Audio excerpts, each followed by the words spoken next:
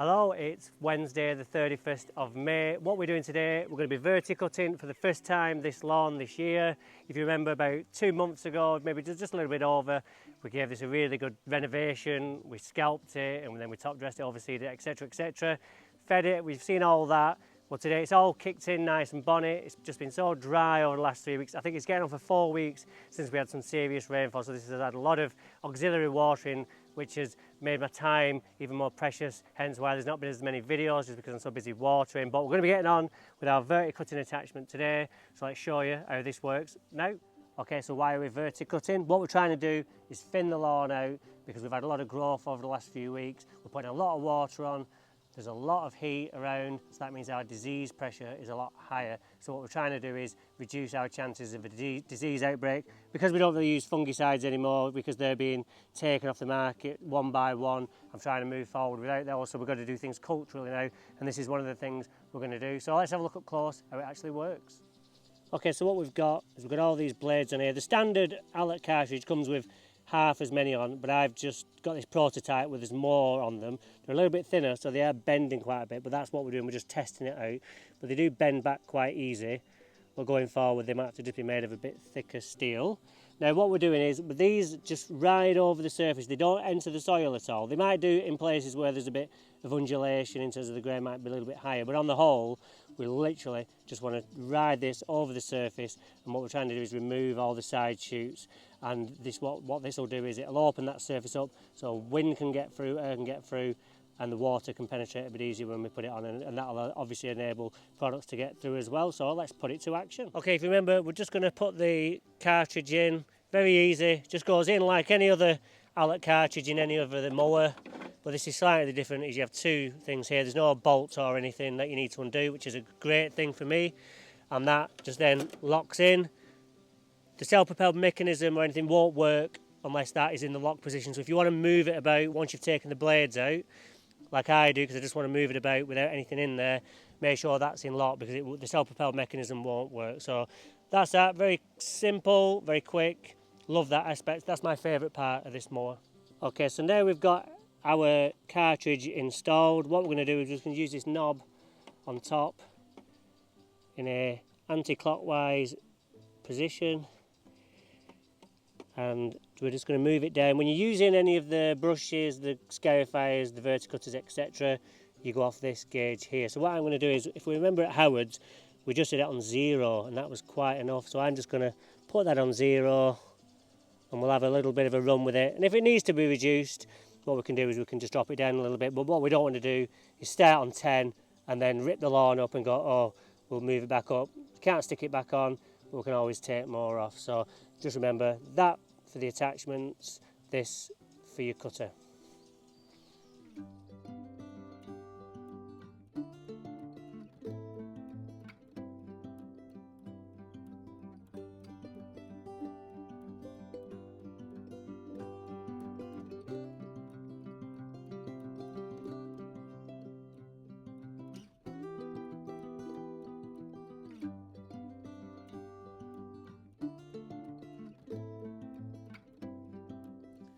Okay, so a similar story like at Howard's. It looks like we've actually cut the lawn, but you can see we've got rid of loads of dead grass that necessarily wouldn't have been removed by the mower. Well, if not at all, so we've got that out, all that necrotic growth there, which is the yellow stuff. But with that, we've taken out some of the side shoots on the grass as well, which has freed it up a little bit. So we can see now we've got our grooves. We can see we're running through. Nice flow of air can get through that now. And we're going to put some products on after as well, so when we come to water those in, they're going to go through, because what we can do is we can quite clearly now see the soil, which is what we want. So really, you don't always want to just a full coverage of grass, you do just want to see that soil ever so slightly as well. Like I've said in another video, if you do walk on any Premier League football pitch or any football pitch like in the football league, they'll always say, and you can always see the soil. They also want to see the soil because the studs would get stuck in this. If it was too thick, it would get caught up and the players would risk injury, whereas that stud has to make contact with the soil, obviously, to work, because that's what it is. It's a stud to make contact with the soil, so that's why they do that also. So what we're going to do now is get on with our hater. We're just going to cut it back on itself just to pick it back up, because it's just lying a little bit flat. It's a little tad longer than I'd like, just because I've not cut it for a couple of days, so it's grown a little bit. And then we'll finish off with the cylinder and we'll get it looking nice, and then we'll put our products on, all about reducing the stress because it's under so much at the minute. Did want to go on with some Galactic, but because it's looking a bit dry, we don't really want to be going on anything which has got the salt in it in terms of the nitrogen. So anything like Sopro, Grace, Stella, fine. Anything with nitrogen or iron, I don't really want to be putting that on at this point. So we'll get that on and give it a good water, and then next time we'll get some Galactic on and we'll show you how that works.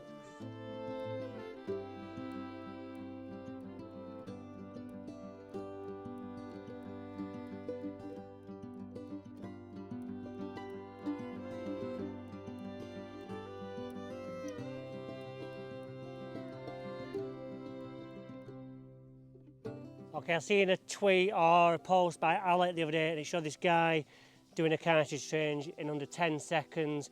So I'm going to have a go myself, and I'll time it after the event, because I don't know how I'm going to manage to start the timer and actually stop it in one go. So what I'll do is I'll time it after. So I'll just get this set up so it's a bit easier. I don't want that in my way. It's like a Formula 1 pit stop, isn't it?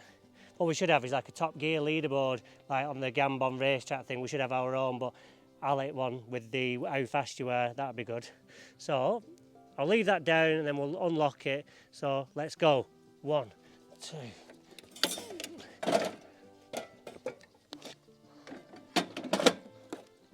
Oh, I've knackered it. I don't think I did it.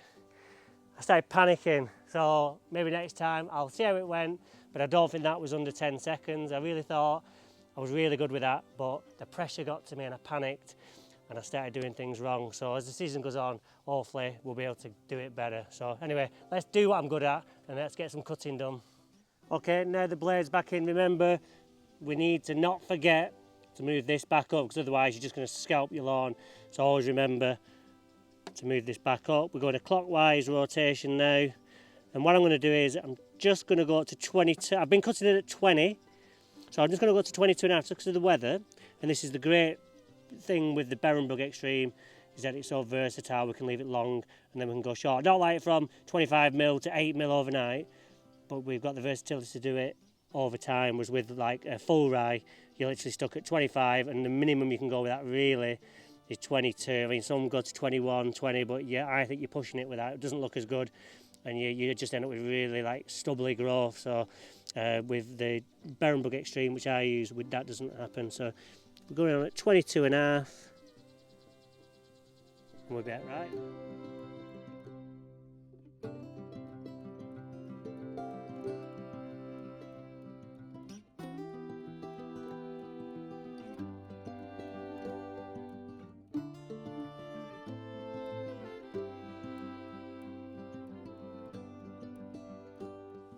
Alright, so that's the verticutting and cutting done. One thing I forgot to mention was that the reason we also verticut is to get all the grasses stood up on end so that it looks really uniform when it's cut, and anything that is lying down, that's growing laterally, gets stood up so it can be cut and start going vertical. So that's another reason for you. So now it's time to get on with the products. So this is the lawn, now it's been cut. You see, very uniform, all very nice. That's what we're looking for, like we said before. Nice and tight, but yet we can still see the surface below, which we can. So all good. Okay, so we're loaded up, ready to go. What have I got in my tank? I've got Stella, Orbit, Grace and Sopro. Everything there is designed for stress, because we're under a lot of stress at the minute. The Sopro and the Grace especially are really going to pay dividends, and they're going to help that plant recover quicker. There's a little bit of drought damage at the top, but it's absolutely fine to go on with these products because they're not going to do any harm. They're just going to help the situation rather than worsen it, like I said before, with Galactic or anything containing nitrogen. You're going to be worsening the issue because it's got salt in it, which is going to dry it out and make it even more dehydrated.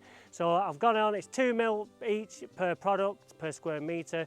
So there's 240ml of each product in there. Now what I've done is today, I've put double the amount of water in and just one application of the product each. So what that means is I'm going to spray twice. And what this means is more water is going to be going on just to help it dilute it even more into the surface. Once we've got our hose pipe on it, it's going to get in there quicker, and just generally, just more water the better. So let's crack on.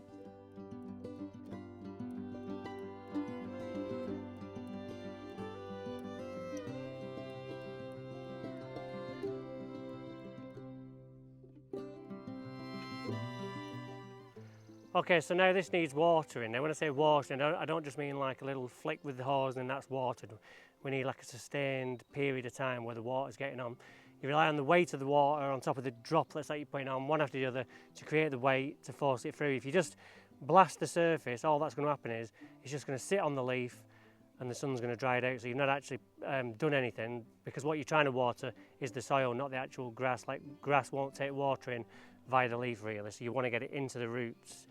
And the quicker we can do this, the quicker the products will work. So if I just show you up close, now a lot of us will do this, and I've been guilty of it in the past, but I've realised.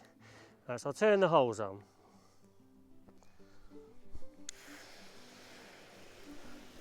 Right, so we're all stood. I'm just doing it on the time match so we can show you. So what we do is we stand at the near side of the lawn, and we go like that, and that's great, it's getting loads of water. But because we can't be bothered, or we can't walk on the lawn because it's renovated, which you have to sometimes, so you can see, like, put it on there, so do 5 seconds, 1, 2, we'll do it on a new bit, 1, 2, 3, 4, 5, it's pretty wet, so you go like, oh yeah, that bit's done. But what we don't do is we don't move, so what happens is we turn the hose on and we get it all wet in our faces, and we put it on the biggest droplet to get it further, and we go 1, 2, 3, 4, 5. Now that was still 5 seconds, but if we have a look how wet that was, and then we go up here and have a look how that wet was, there's not a lot of water going on.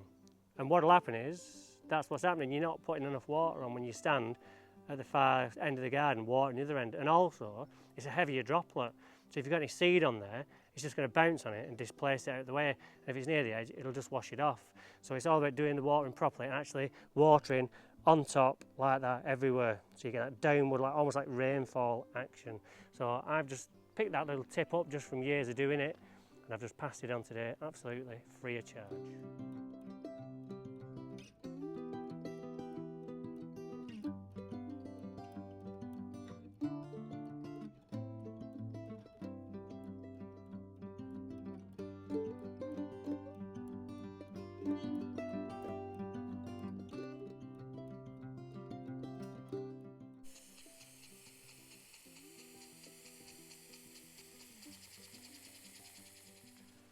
Just while we're here, I'll update you on this left-hand side. Not much going on this side, just because there's only so much water we can put on in terms of hours I can spend doing it.